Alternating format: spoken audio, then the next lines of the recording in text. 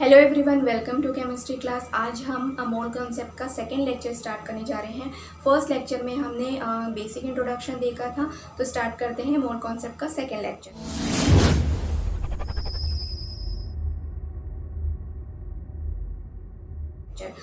इसमें हमें atomic mass unit देखना है। इसे शॉर्ट फॉर्म में हम AMU से रिप्रेजेंट कर सकते हैं या फिर U से भी रिप्रेजेंट कर सकते हैं।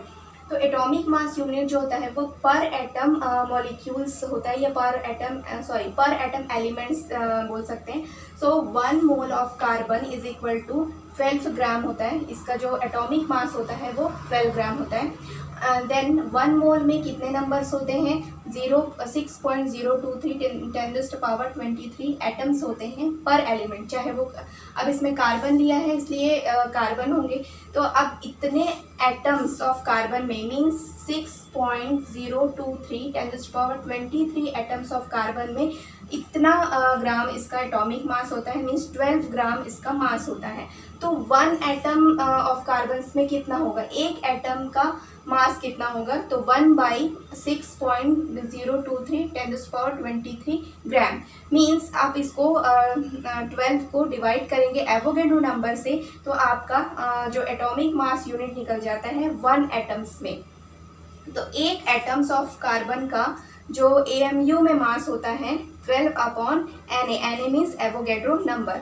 आप इसे इस प्रकार से लिख सकते हैं 1/Na। जो Na है वो एवोगैड्रो नंबर है, तो जो 1/Na ही AMU होता है। मीन्स आप 1 एटम ऑफ कार्बन का AMU में मास होगा 12 AMU या फिर U। 12 1/Na, तो इससे हम AMU कह रहे हैं, AMU या फिर U से भी रिप्रेजेंट किया जा सकता है। Na आप इसको 1/Na is equal to Avogadro number है, तो 6.023 10⁻23। आप इसे सॉल्व करेंगे तो इसकी वैल्यू आ जाएगी 1.66 10⁻24 ग्राम। ये एनी एलिमेंट्स के लिए है। 1 एटम्स ऑफ एनी एलिमेंट्स, किसी भी एलिमेंट के लिए इसकी जो वैल्यू होती है 1.66 10⁻24 ग्राम होती है। एटॉमिक मास यूनिट के बाद हम देख लेते हैं equivalent wait. Equivalent weight of acid, base and salt. तो फर्स्ट ऑफ ऑल हम एसिड का देते हैं। एसिड का इक्विवेलेंट वेट निकालने के लिए फॉर्मूला है equivalent weight is equal to molar mass upon X factor. X factor means number of displaceable H ion, जितने H+ आयन रिमूव होते हैं वही उसका एक्स फैक्टर होता है। इसे हम बेसिसिटी से भी रिप्रेजेंट कर सकते हैं। सो इसके फॉर्मूला जो है equivalent weight is equal to molar mass upon basicity भी लिखा जा सकता है। सो इस एग्जाम्पल है जैसे HCl है, उसमें एक ही H+ आयन है तो एक्स फैक्टर जो होगा 1। H2SO4 में 2H+ है तो एक्स फैक्टर 2 एंड H3PO4 में 3H+ आयन है तो एक्स फैक्टर 3 है। अब इसको हम देख लेते हैं कोई भी एक एग्जांपल, जैसे H2SO4 का एटॉमिक वेट इक्विवेलेंट वेट हम कैसे निकालते हैं। Equivalent weight is equal to molar mass. Molar mass जो H2SO4 का होता है, इसमें सारे एलिमेंट के एटॉमिक मास को हमें ऐड करना है। तो हाइड्रोजन इसमें 2 है तो 1 × 2 प्लस सल्फर का है 32 प्लस ऑक्सीजन 16 × 4। इसको आप ऐड करेंगे, एडिशन करेंगे तो इसका जो एटॉमिक मास है, मॉलिक्यूलर मास है वो 98 है। 2 + 32 + 64 8 देन, तो इसका जो मोलार मास है 98। सो 98 अपॉन एक्स फैक्टर जो होता है, इसमें 2H+ आयन है तो इसका जो एक्स फैक्टर है वो 2 है, तो इसका जो एटॉमिक मास होगा 49। इक्विवेलेंट वेट जो है इसका 49 है। इसी तरीके से हम HCl का भी निकाल सकते हैं। HCl जो है वो मोनो एटॉमिक होता है। जैसे एग्जाम्पल HCl का, तो इसमें 1H प्लस है, मीन्स एक्स फैक्टर 1 है। HCl का जो एटॉमिक मास मोलार मास होता है वो 36.5 है, देन 1, तो इसका जो इक्विवेलेंट वेट भी 36.5 ही होगा। इसी तरीके से अब H3PO4 का आप मुझे कमेंट सेक्शन में बताएंगे कि इसका जो इक्विवेलेंट वेट कितना होगा। नेक्स्ट है फॉर सॉल्ट। सॉल्ट का इक्विवेलेंट वेट निकालने के लिए हम इसमें कितने चार्ज हैं वो देखते हैं। जैसे एग्जांपल NaCl को आयनाइज करने पे Na plus and Cl minus, तो ये चार्ज जो है वो 1 है दोनों में, इसलिए X is equal to 1। Then Na2SO4, तो इसका 2Na plus and SO4 2 minus, तो आप 1 प्लस है पर इसको 2 से मल्टीप्लाई करेंगे तो 2 प्लस हो जाएगा, देन 2 माइनस, तो X इज इक्वल टू आएगा 2। इस तरीके से इसके मास बाय एक्स फैक्टर करके हम इसका इक्विवेलेंट वेट निकाल सकते हैं। नेक्स्ट है एलिमेंट। एलिमेंट का इक्विवेलेंट वेट निकालने के लिए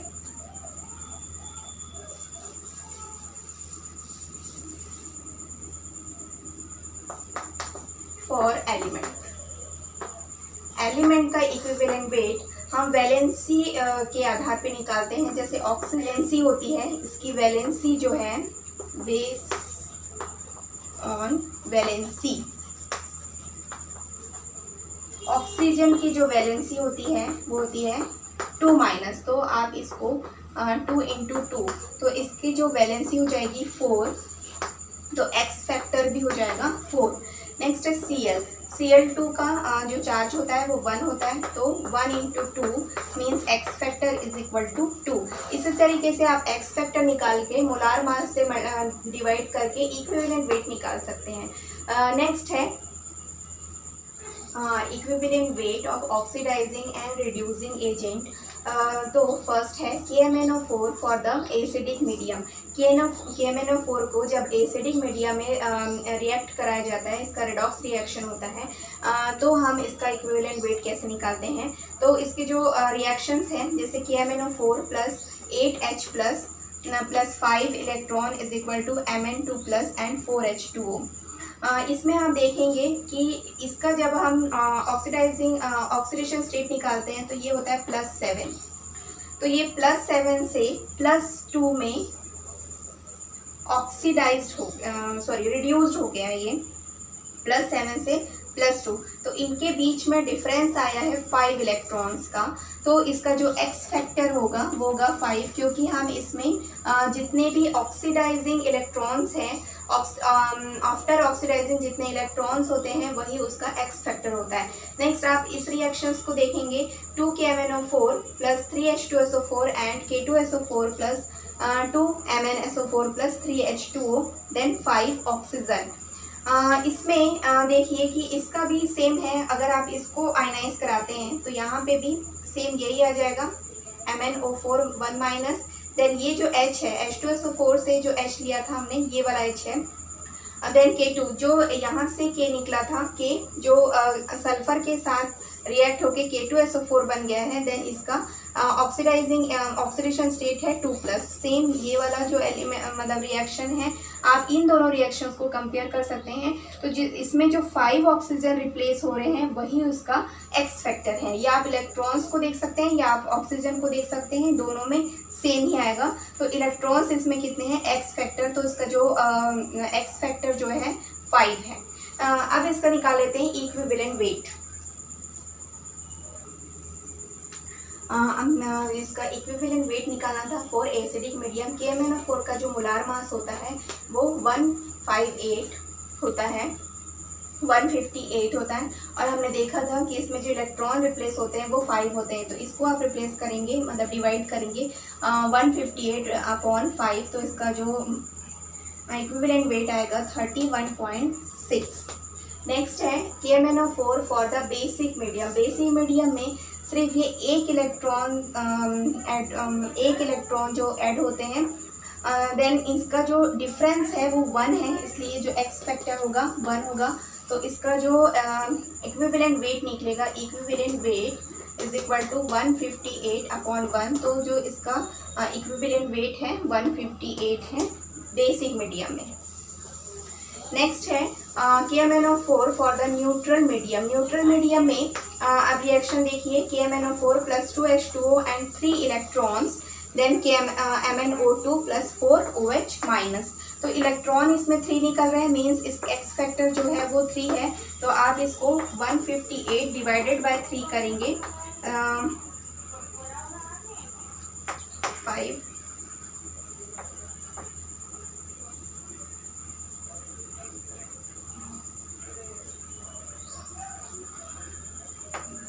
52.4। तो इस तरीके से जो KMnO4 है वो डिफरेंट मीडियम में इसका जो इक्विवेलेंट वेट जो होता है वो डिफरेंट होता है। अब इसको देख लेते हैं। नेक्स्ट है रिड्यूसिंग एजेंट। नेक्स्ट है potassium dichromate for the acidic medium. Potassium dichromate का एसिडिक मीडियम में हम इक्विवेलेंट वेट कैसे निकाल सकते हैं?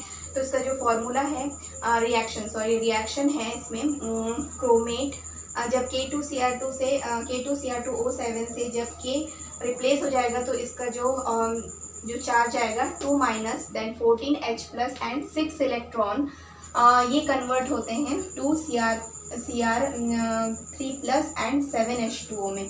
तो आप देख रहे हैं कि इसमें 6 इलेक्ट्रॉन्स है, मीन्स एक्स फैक्टर जो है वो 6 है। इसका जो मोलार मास है, मोलार मास ऑफ K2Cr2O7।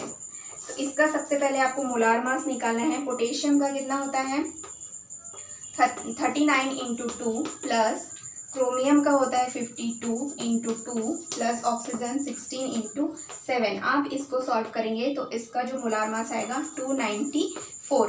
अब इस 294 देन एक्स फैक्टर जो है वो 6 है, तो 294 देन 6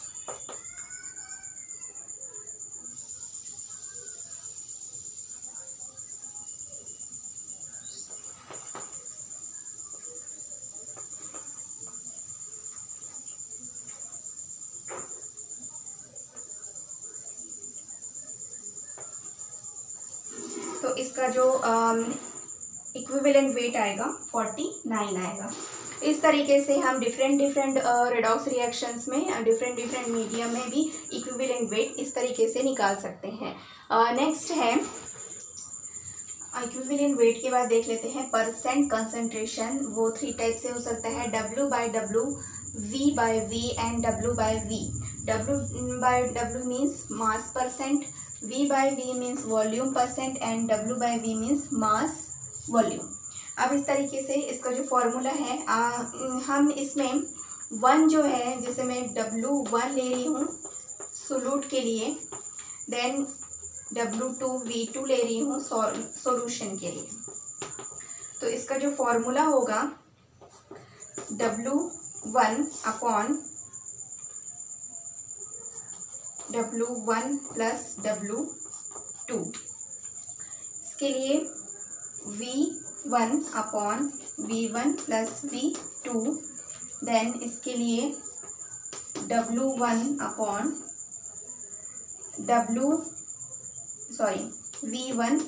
V2। आप जो कि ये सॉल्यूशन का है और ये सॉल्वेंट का है, तो आप इसको इस तरीके से भी लिख सकते हैं V1 / V solution, W1 / V solution. इसी तरीके से इसे भी हम लिख सकते हैं W1 / W सॉल्यूशन। नेक्स्ट है, इसके बाद हम देख लेते हैं concentration of the ppm, mass of the solute upon mass of the solution into 10⁻⁶ ppm। Next है मोलारिटी इसे हम कैपिटल M से रिप्रेजेंट करते हैं। इसकी जो डेफिनेशन है, number of moles of the solute present पर लीटर ऑफ द सॉल्यूशन। इसका जो फॉर्मूला है moles of the solute upon volume of solution. तो मोल का जो फॉर्मूला होता है आपको पता ही है, N = W/M। तो इसे इस तरीके से लिखेंगे W/M अपॉन V।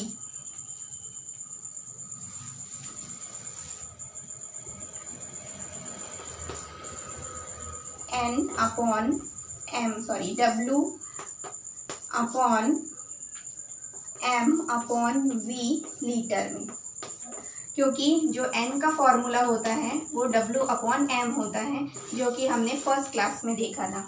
अब इसे जो कि पर लीटर सोल्यूशन में मोलारिटी जो है वो पर लीटर सोल्यूशन में निकालते हैं, इसलिए इसको हम इस तरीके से लिखेंगे w upon m into 1 upon v into 1 upon v litre में। 1 litre is equal to 1000 ml होते हैं, तो हमें इसे 1000 से मल्टीप्लाई करना है।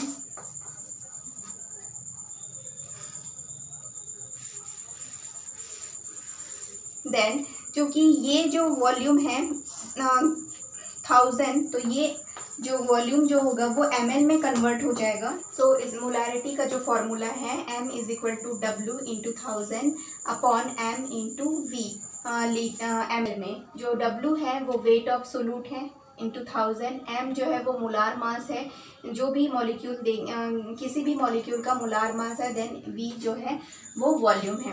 नेक्स्ट है मोलालिटी। मोलालिटी जो है इसमें नेक्स्ट है मोलालिटी। मोलालिटी इसे हम स्मॉल m से रिप्रेजेंट करते हैं, number of the moles of solute पर किलोग्राम ऑफ सॉल्वेंट। बस इतना ही डिफरेंस है कि ये सॉल्वेंट में प्रेजेंट होता है, देन मोलारिटी जो है हम सोल्यूशन का निकालते हैं। तो small m is equal to mole of solute upon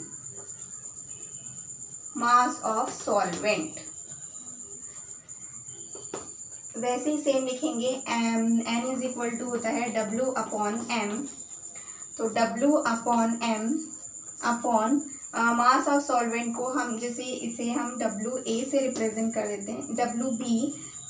WB जो है वो सोल्यूट का है, देन WA सॉल्वेंट, इसे हमने रिप्रेजेंट किया WA सॉल्वेंट। ये सॉल्वेंट के लिए है और ये सोल्यूट के लिए है। तो small m is equal to WB into 1000, क्योंकि सेम इसे भी हम 1000 से मल्टीप्लाई करेंगे, क्योंकि हमें इसे ml में रिप्रेजेंट करना है। तो WB into 1000 upon m into WA। बस यहीं पे डिफरेंस आता है, बाकी सब सेम होता है। नेक्स्ट है मोलालिटी के बाद हम नॉर्मलिटी देख लेते हैं। Concentration of the solution expressed in the number of equivalent dissolve per litre of solution. इसे हम कैपिटल N से रिप्रेजेंट करते हैं। So N is equal to number of equivalent upon litre of solution.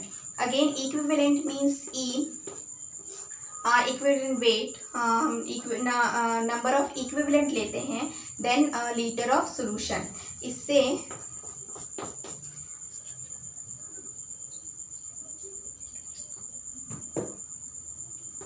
इसे हम इस तरीके से लिख सकते हैं, W upon E, number of equivalent means W upon E, then litre of solution means V litre में। इसे इस तरीके से लिखेंगे, W upon E 1/V litre में। जो भी सॉल्यूशन है वो पर अगर लीटर में है, बट इस 1000 ml में इसको कन्वर्ट करते हैं, तो 1000 अपॉन 1000। सो